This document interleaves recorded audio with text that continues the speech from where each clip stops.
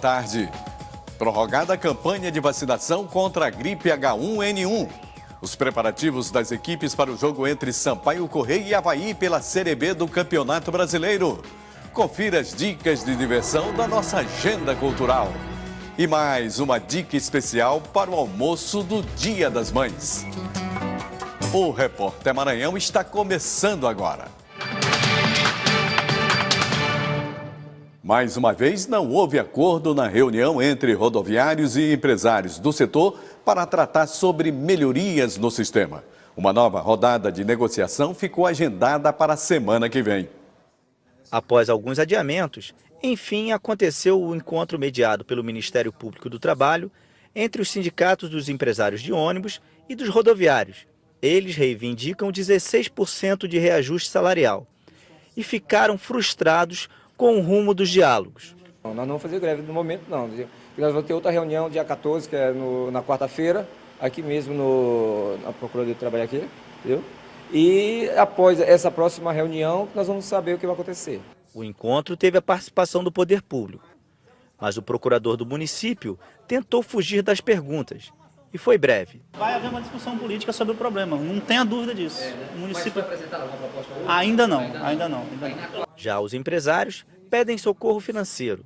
A avaliação foi boa, o procurador iniciou a discussão, foi colocado por parte dos trabalhadores os índices de reajuste e o que eles desejavam, porém não houve como avançar, porque as empresas elas não quiseram fazer nenhuma proposta sem antes ouvir por parte da Prefeitura e do Governo do Estado como seria encontrada a solução para o sistema de transporte que está aí.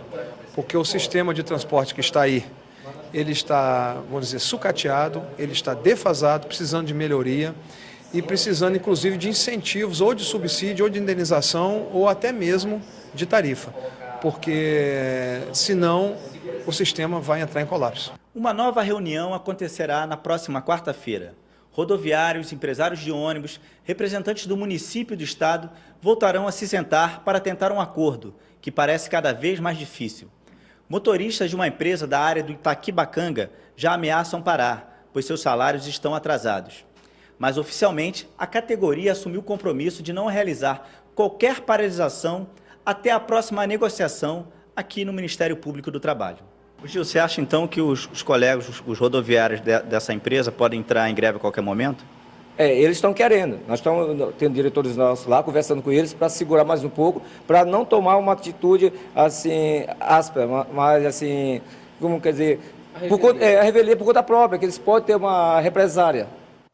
O Tribunal Regional Eleitoral vai divulgar agora à tarde o balanço do recadastramento biométrico em São Luís. A estimativa é de que pelo menos 100 mil pessoas tiveram o título cancelado.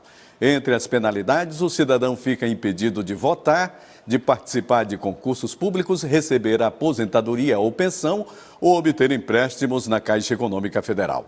O prazo para a regularização do título de eleitor começou no dia 7 de janeiro e terminou na última quarta-feira. Ficou para hoje o lançamento do foguete de treinamento intermediário no Centro de Lançamento de Alcântara. A operação estava agendada para ontem, mas teve que ser adiada. O Centro de Lançamento de Alcântara, a 22 quilômetros de São Luís, se prepara para o lançamento de mais um foguete de treinamento, o 10º da Operação Águia 1 2014. O objetivo é treinar as equipes e testar as atividades de preparação, montagem, transporte, lançamento e rastreio de veículos espaciais. Mas imprevistos adiaram o lançamento para esta sexta-feira. Ele não ocorreu e faz parte até do nosso treinamento. Uma das funções é você ver todo o sistema operacional até para que a gente esteja pronto para um lançamento de maior porte. Por vários motivos a gente acabou adiando, postergando o lançamento e aí tivemos um problema um pouquinho mais sério, que foi com o lançador na parte do sistema de atuação hidráulica. A repetição de lançamentos e os resultados obtidos após os voos permitem obter a qualificação e a certificação do veículo junto ao Instituto de Coordenação e Fomento Industrial, o IFI, e manter a operacionalidade da base. A importância é certificação até do próprio veículo de treinamento, que a gente está ainda coletando alguns dados, para poder passar até para a empresa que desenvolveu e confirmar que o veículo está atingindo o apogeu previsto, tem aquela precisão de cair dentro de 3 sigma e tal. E a outra é manter todo o centro, tanto em termos pessoal, né, o pessoal operacional, e também a parte dos equipamentos que a gente tem, que dá o apoio inteirinho a um lançamento, a gente testar e ver a operacionalidade dele. Até esse problema que ocorreu com o lançador é viável, porque aí você consegue detectar e ver o que precisa ser mitigado para não ter mais esse tipo de problema. No segundo semestre, o Centro de Lançamento de Alcântara deverá lançar um veículo de sondagem, um VS-30 com propelente líquido. A operação, denominada Raposa, deve entrar para a história como a primeira a testar o planejamento e funcionamento de um foguete transportando combustível líquido no Brasil. A base de Alcântara é considerada uma das melhores do mundo devido à sua localização geográfica, por estar a apenas 2 graus da linha do Equador, o que significa uma redução de até 30% de combustível para o lançamento de satélites em comparação a outras bases de lançamento. Centenas de pessoas realizaram uma passeata na área Itaquibacanga para lembrar os 30 anos de implantação do programa Grande Carajás. Quilombolas, indígenas e estudantes realizaram passeata pelo anel viário. O protesto começou na Universidade Federal do Maranhão, onde está sendo realizado o seminário Resistência e Mobilização frente a projetos de desenvolvimento da Amazônia Oriental.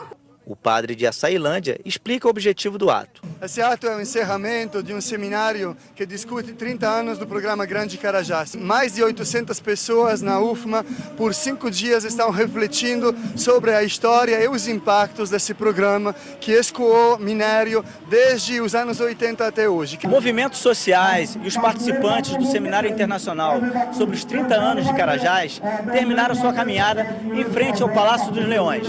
O encontro, que debate os efeitos da mineração, atraiu convidados internacionais e a participação da imprensa da América Latina. O jornalista uruguaio trabalha no semanário Brecha, fundado pelo escritor Eduardo Galeano. O Uruguai agora também é um país com mineração. Para nós é uma aprendizagem muito importante, porque vamos ter mineração. Aqui tem 30 anos de experiência da Serra dos Carajás, da mineria, da Estrada do Ferro. Para nós é muito importante conhecer essa realidade e os problemas que traz. Veja no próximo bloco, mais de 100 carros do governo do estado continuam abandonados em terreno em São Luís. Você acompanha logo após o intervalo. Agora são 12 horas e 38 minutos. O Ministério da Educação publicou hoje no Diário Oficial da União o edital do Exame Nacional do Ensino Médio Enem 2014. As inscrições começam na próxima segunda-feira e seguem até o dia 23. O edital completo você encontra no portal ebc.com.br. Hoje seria o último dia da campanha de vacinação contra a gripe H1N1, mas apenas 53% do público-alvo foram imunizados. Os municípios agora devem disponibilizar a vacina até atingirem pelo menos 80% da meta. O Ministério da Saúde prorrogou a campanha de vacinação contra a gripe H1N1. No período da campanha, mais de 21 milhões de pessoas se vacinaram contra a doença. Segundo o Ministério da Saúde, esse ano serão disponibilizados mais de 53 milhões de doses da vacina nos 65 mil postos em todo o país. De acordo com o órgão, a vacinação pode reduzir entre 32% e 45% o número de hospitalizações por pneumonia. De acordo com o órgão, nenhum estado conseguiu atingir a meta de imunização. E os estados que mais se aproximaram da meta foram o Paraná, que imunizou 78%, e Santa Catarina, que atingiu aproximadamente 60% da meta estabelecida. O Maranhão não conseguiu atingir a meta e, por isso, a campanha vai continuar em todos os postos do estado. Nós temos uma meta de vacinar 193 mil pessoas, né? E a cobertura que nos é imposta é de 80%, mas nós queremos vacinar 100%, porque nós queremos pessoas saudáveis. Segundo Ana Batalha, o Centro de Saúde do bairro da Liberdade imuniza cerca de 400 pessoas por dia e quem mais procurou os postos durante a campanha foram os idosos, as crianças e as gestantes. A campanha de vacinação continua, foi prorrogado por prazo indeterminado. Cada estado que vai dizer o período que vai terminar. Tá? Quem ainda não tomou a vacina, compareça à unidade de saúde mais perto da sua casa. Os grupos prioritários, que são os idosos, as crianças de 6 meses a menor de 5 anos, gestante, puérperas, até 45 dias de parida, profissionais de saúde e as doenças crônicas. A imunização via injeção protege contra os subtipos do vírus influenza H1N1 e H3N2. Dezenas de veículos pertencentes ao patrimônio do governo do estado que deveriam ter sido leiloados em novembro do ano passado ainda estão abandonados em um terreno próximo ao terminal rodoviário de São Luís, na Avenida dos Franceses. Cerca de 100 carros. Esta é a quantidade de sucatas que é possível ver neste depósito de carros do governo. No local, que está praticamente encoberto pelo mato, é possível ver carros do Corpo de Bombeiros, ambulâncias quebradas, carros do governo do estado, além de sucatas tão danificadas que fica quase impossível saber o modelo. Os carros estão a céu aberto, em um local sem cobertura, expostos às chuvas, podendo se tornar inclusive criadores de mosquito da dengue. Procurado por nossa equipe, o responsável pelo local declarou que não está autorizado a dar entrevistas. A empresa maranhense de Administração de Recursos Humanos e Negócios Públicos informou em nota que os veículos que estão no terreno mencionado ainda não podem ser leiloados em virtude de estarem penhorados para a Justiça do Trabalho e Justiça Comum, e que, logo que os bens forem liberados, será realizado o leilão. Sexta-feira de sol e muitas nuvens em São Luís. Veja a previsão do tempo para todo o estado.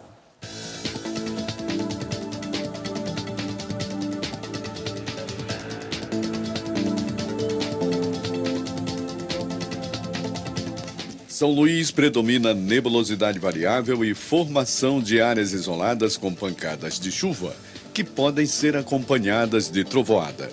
Mínima de 25 e máxima de 31 graus.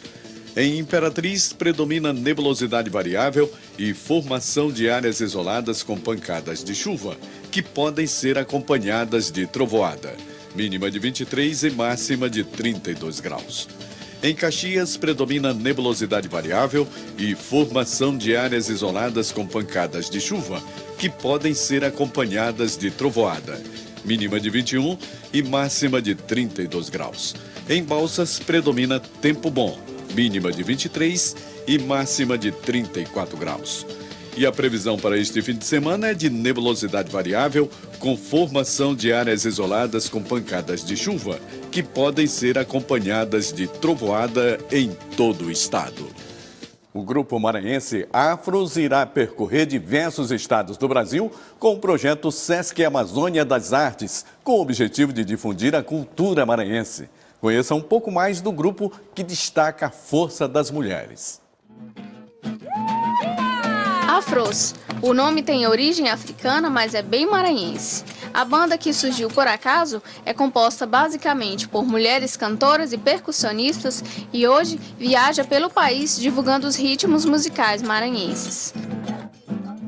Bom, a Afros surgiu em dezembro de 2007, quando Cris foi para o Rio de Janeiro e lá ela viu algumas mulheres, um grupo de mulheres chamado Mulheres de Chico, que saíam no carnaval cantando músicas do Chico Buarque em ritmos carnavalescos. E aí ela se interessou e achou interessante, convidou a gente, algumas mulheres que ela conhecia, para fazer um trabalho semelhante. E a gente se juntou, achou muito legal a proposta. E aí a gente tinha esses encontros e lá cada uma botava um pouquinho do que sabia, ia trocando experiências, e a gente ia costurando, conceituando e formando a banda. A banda, que tem uma musicalidade bem característica, reúne e mistura sons, instrumentos e ritmos musicais bem brasileiros. Nós temos músicas como Deusa de Chamató, que é uma música que ao mesmo tempo ela tem um coco, que é um ritmo nosso daqui do Maranhense. Nessa mesma música a gente mistura com maracatu, que é um ritmo pernambucano muito forte. Além do maracatu, a música tem uma salsa, que é um ritmo oriundo de outro país da América Latina, já é um ritmo cubano, que é um ritmo mais dançante, e a gente mistura isso na mesma música. O único integrante masculino, Hugo César explica que a música e essa mistura de ritmos é a essência da banda. Essa fraternidade é a mensagem de Afrões, no som de Afrões, antes de tudo no tambor, no fogo, na fogueira, que é o calor, que é o calor do som, o calor do coração do homem, o pulso, isso que existe em todos os povos.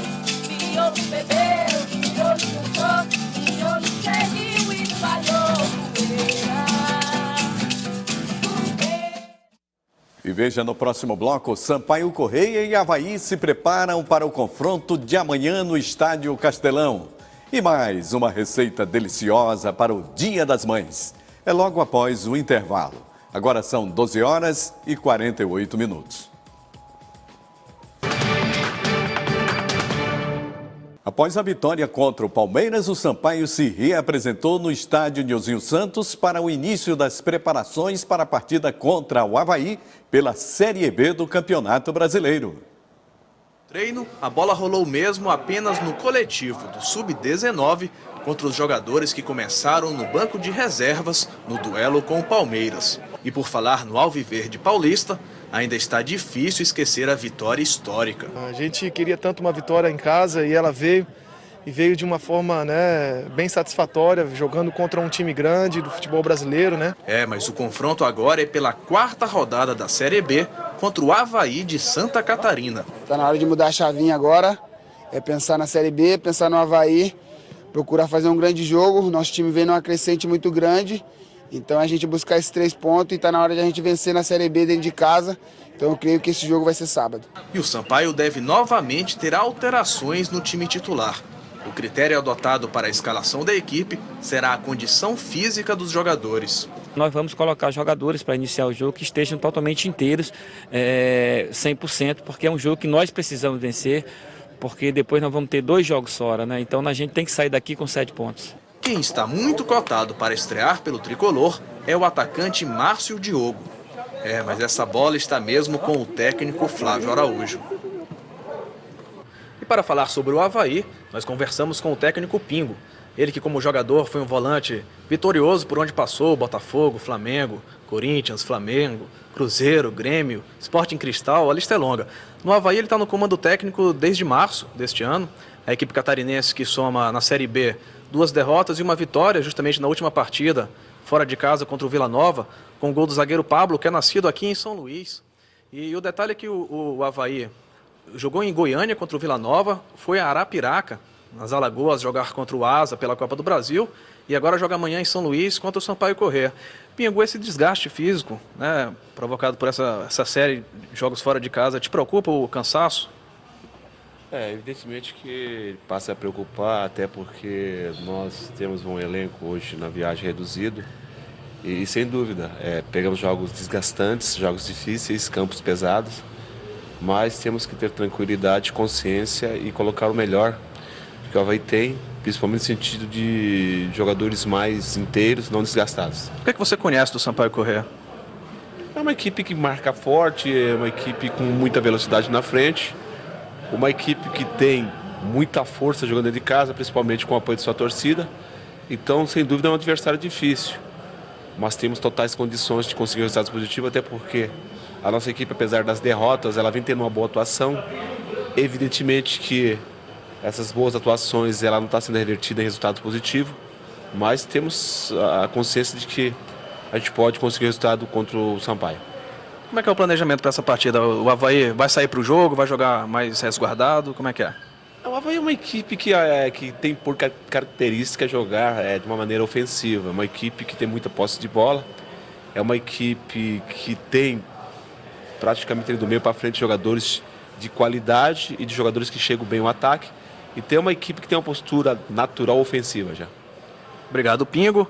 Nós devolvemos aos estúdios com Edmilson Filho. Obrigado, Nicolau. E hoje é sexta-feira, dia de você programar o seu fim de semana. Veja as dicas da nossa agenda cultural.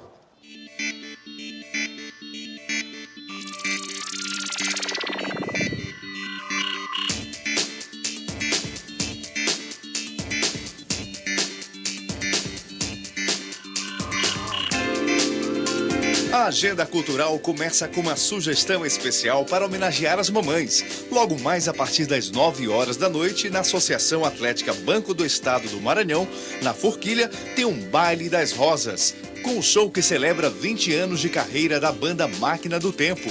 Haverá sorteio de vários prêmios. Hoje tem a grande tradição do reggae em São Luís, tributo a Bob Marley, ano 27, no Chão a Maré, com muitas atrações. Haverá shows das bandas Casa Mata e Capital Roots, a equipe Mega Vibes com Valdinei e Henrique Chaves, e os DJs Ademar Danilo, Valdinei, Neto Miller, Nega Glícia e Spider-Man.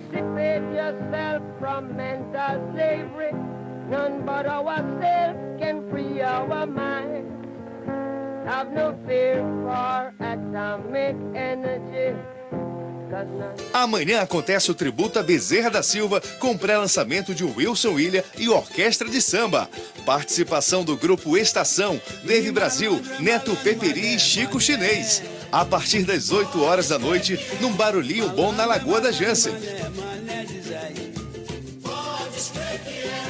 O projeto Samba da Lapa apresenta neste sábado Moacir Luz e Samba do Trabalhador, com a convidada Beatriz Faria na Celebration na Ponta da Areia, a partir das 10 horas da noite. Andei a pé na Bahia, marei no Maranhão, benzi filho de Maria, fiz fogueira em São João. Após o sucesso de público na última apresentação em São Luís do espetáculo infantil Peppa Pig da companhia Faz Arte do Rio de Janeiro, a porquinha mais querida do Brasil e toda a sua família está de volta à capital maranhense para uma única apresentação neste sábado, às 4 horas da tarde, no Teatro Arthur Azevedo. Na reabertura do Cine Lume, está em cartaz o filme alemão Lori, vencedor de 17 prêmios internacionais e dirigido pela cineasta australiana Kate Shortland. O longa aborda o tema da Segunda Guerra Mundial do ponto de vista de uma jovem que deve cruzar o país para salvar os irmãos. Ao mesmo tempo que mostra os horrores da guerra, oferece momentos de emoção genuína. Sessão às 6h15 da noite todos os dias. Mutter, Vater. Who are you? Thomas, ich bin Ihr Bruder. Wir sind von Auschwitz nach Buchenwald gebracht worden, bis wir befreit wurden.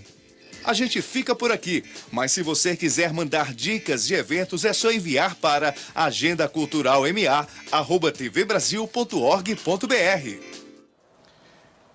E no próximo domingo é dia de homenagear a mamãe. E que tal fazer um prato especial para comemorar a data? O repórter Alberto Pantoja vai mostrar para você uma receita preparada por um chefe de cozinha e que pode ser saboreada por toda a família. Apesar daquela tradicional imagem da mãe com um avental todo sujo de ovo já fazer parte do passado, geralmente é ela quem administra o cardápio da família. Então, que tal nesse Dia das Mães você elaborar um prato especialmente para ela? O chefe Reginaldo vai nos dar uma sugestão. A gente está aqui preparando um prato que está incluso nesse cardápio do dia, que é um filé de pescado, né, uma coisa bem maranhense, tá? Com um creme de alho poró e um risoto de morangos. Para o filé com crosta de amêndoas, você vai precisar de 200 gramas de filé de pescada, sal, alho, limão, pimenta do reino, azeite e manteiga, uma gema de ovo e 60 gramas de amêndoas filetadas.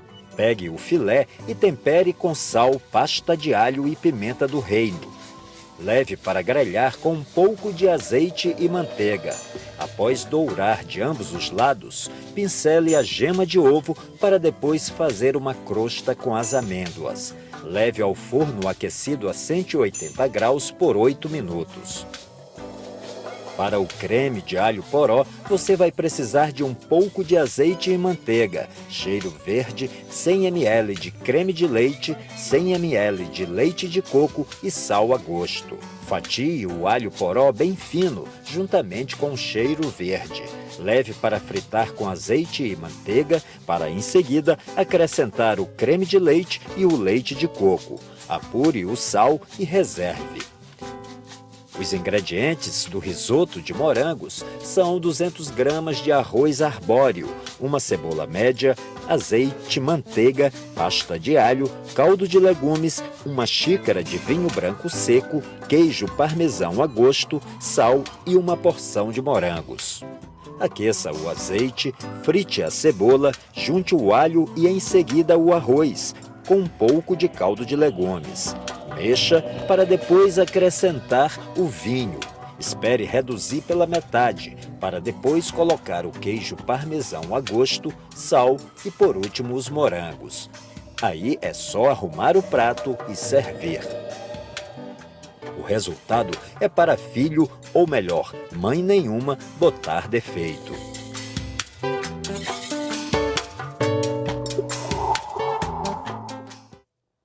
Tá aí uma boa dica para você.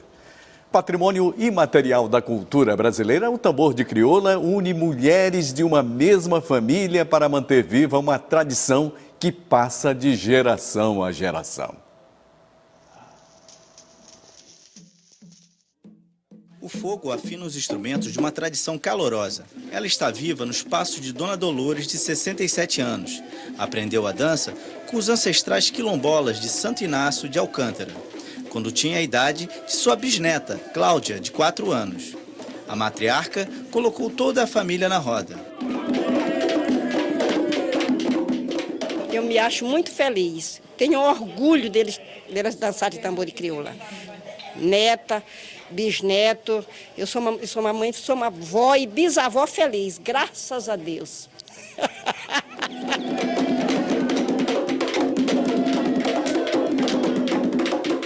O tambor de crioula é uma expressão que envolve dança, canto e a percussão dos tambores.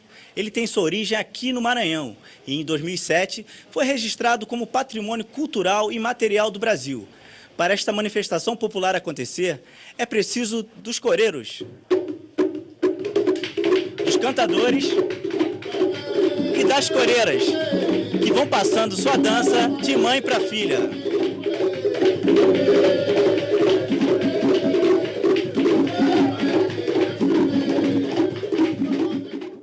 Os movimentos são vibrantes, numa coreografia de giros, alegria e improvisos, e também de gestos marcados, como a punga, também chamada de umbigada. Os ventres se encontram e convidam a próxima geração a seguir em frente.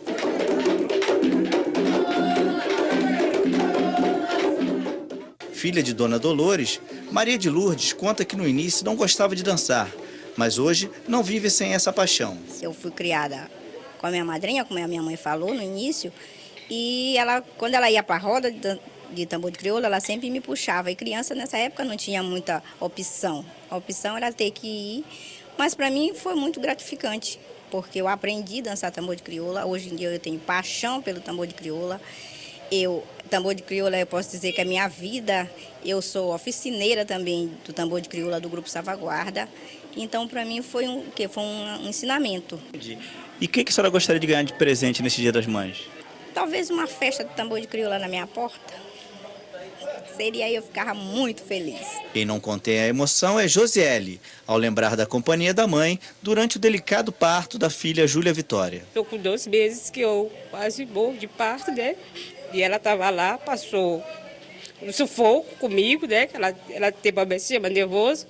E aí ela estava lá me dando força, que a minha pressão estava muito alta. E eu tenho só que agradecer a Deus e que eu espero que ela viva sempre, sempre, sempre, mais 100 anos para a gente ir para aí viver.